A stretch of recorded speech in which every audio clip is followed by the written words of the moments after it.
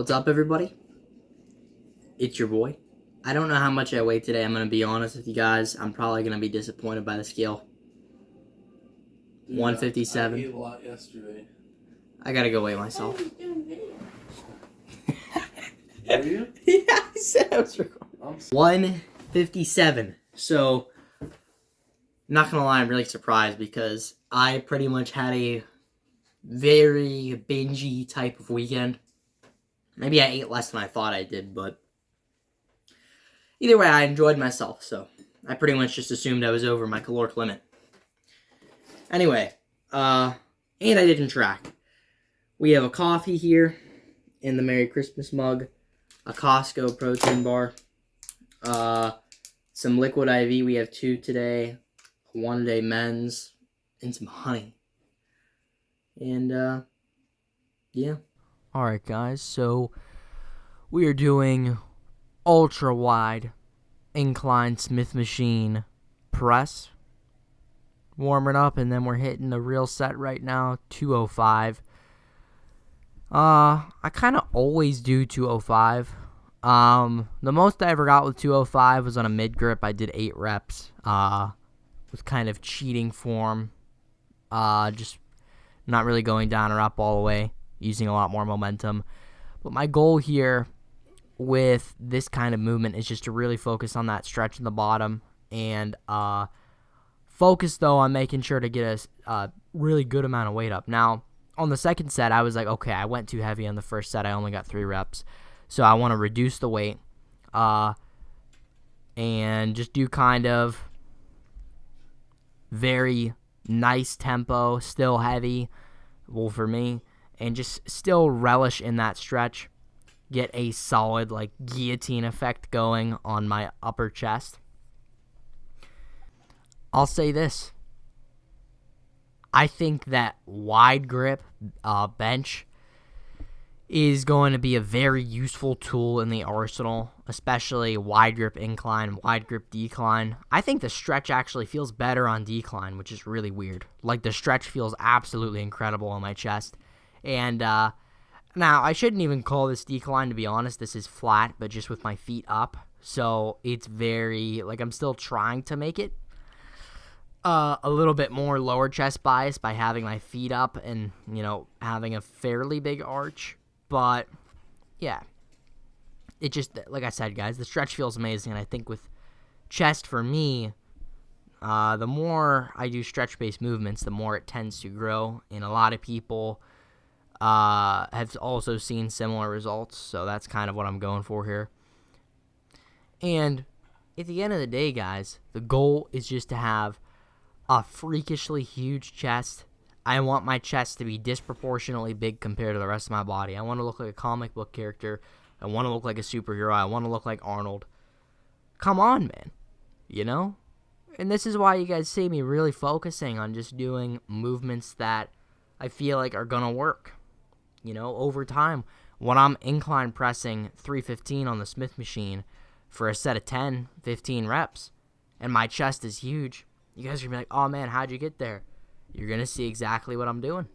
Incline Smith machine, decline Smith machine, progressively overload, focus on the stretch, relish in the mind-muscle connection. You know, really focus on lifting more every week with the same form. Do dumbbell pullovers. I think there's potential for ribcage expansion there, which I've talked about almost every chest day on this channel so far. And the thing is, though, the trick is with these pullovers, guys, when you're doing them, especially on the way down, you want to drop your hips as you go down. Drop your hips further so that way you can get more thoracic extension. And then you also want to breathe in very deeply at the bottom of the rep. I tried to experiment with doing kind of like a vacuum and breathing out, but that doesn't really work. I recommend just breathing in and expanding that rib cage, stretching out your spine at the bottom of the rep. And here, I'll be totally honest, did not need to do these. I think this was my 9th set or something like that on the day, and already too much volume. I like to stop and limit myself at like 6 sets. Sometimes if, you know, I'm being risky. I'll do 8. But yeah, any more than 6 sets really isn't necessary for like an entire muscle group. So the pump can be better though if you're doing more. I was so pumped up. So yeah, definitely do not be afraid to do more, because honestly, guys, especially if you're not going to failure, you can get away with doing more sets.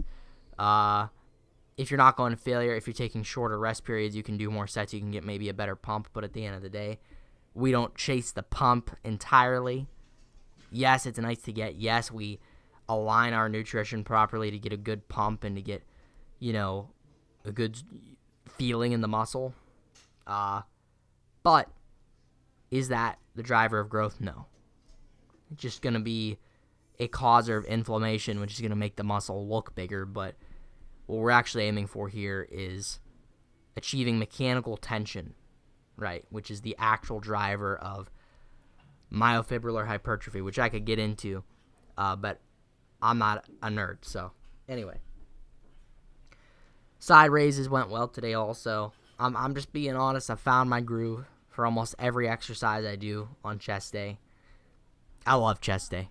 It's my favorite. Part of the reason I like it so much is because chest is a weaker point of mine, and I just want it to be humongous. I have I don't want to say such a low-level starting point, but honestly, it's not the greatest starting point for chest overall, and I think it's going to be an amazing transformation. I'm going to beat these genetics here. Side chest is improving. Shoulders are maximally pumped. I'm not sure why the pump today was better than it was on shoulder day, but hey, I think it's because I had more honey. Seems to be the common denominator. Yeah, my freaking the pump was ridiculous, dude. This is honestly one of the better pumps I've had, and I think honestly it has to do with just having more carbs leading up to the day. Because I mean, guys, I gotta be honest, I've been binging, cheating on my diet, and I gotta do better. But I will say it does enhance your performance a little bit. So now in the long term, though, you're going to lose fat slower, you're going to cut slower, and as a result, you are going to make less progress long term because you're going to have to spend more time cutting if you're cheating on your diet. But let's be real. It's hard to just stick to the cut entirely unless that's what you're dedicating your entire diet to, which is hard, man. So, trying my best, though. Could always do better. Running through the poses. I always run through the same stuff, man. Side chest, side tricep, back poses. I started liking those recently. I actually did not have a good back before. I think out of all my body parts, the most improved, if I could have like a most improved award, I could give it to any muscle group, I'd give it to my back. I think my back, my V-taper, my lats, my upper back have just improved so much. My rear delts, everything.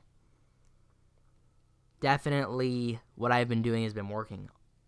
Wide grip lat pull down, simple as that.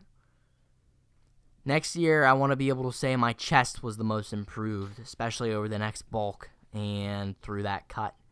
All right, guys, I hope you have a good one. Hope you enjoy this video. Take care, and I'll see you on leg day.